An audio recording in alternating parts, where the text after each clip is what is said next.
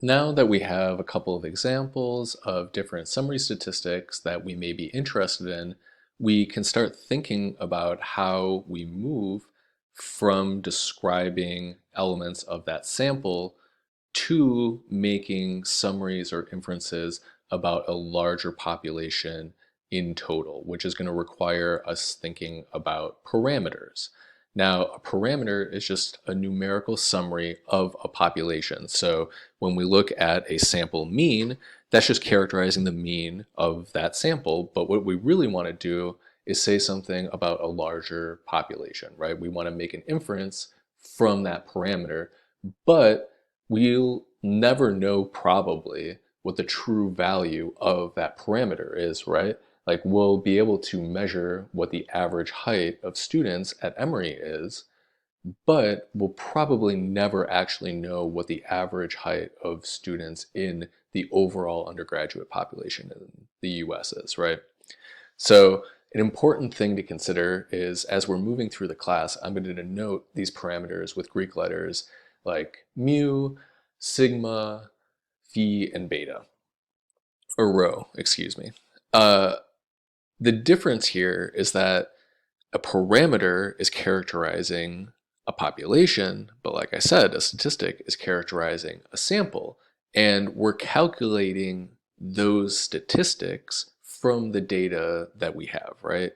This is our best guess or estimate of what a parameter is, and we're going to use some assumptions and statistical techniques to take information that we have about our sample and make an inference about a larger population. We're going to denote these statistics with lowercase letters, bars, and hats. So when I talk about a population mean, I'm going to be using that Greek symbol mu. And when I'm talking about a sample mean, I'm going to use X bar. To kind of further reiterate and really describe the process that we're constructing here, we're not just going to be talking about a sample mean.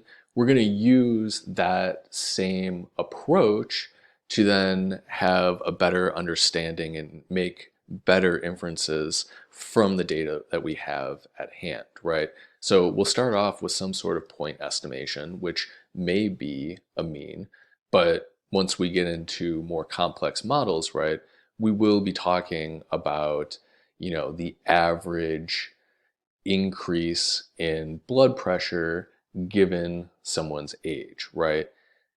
We're going to still have a point estimate around that, but it's going to be a little bit more complex.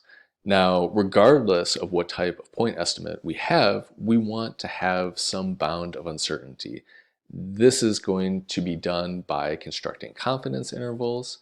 Once we have our point estimates and we have our confidence intervals, then we can start talking about hypothesis testing. Now, that could be determining whether or not these two group means are different, or it could be whether or not that relationship that we're talking about with regard to age and blood pressure is, quote, statistically reliable.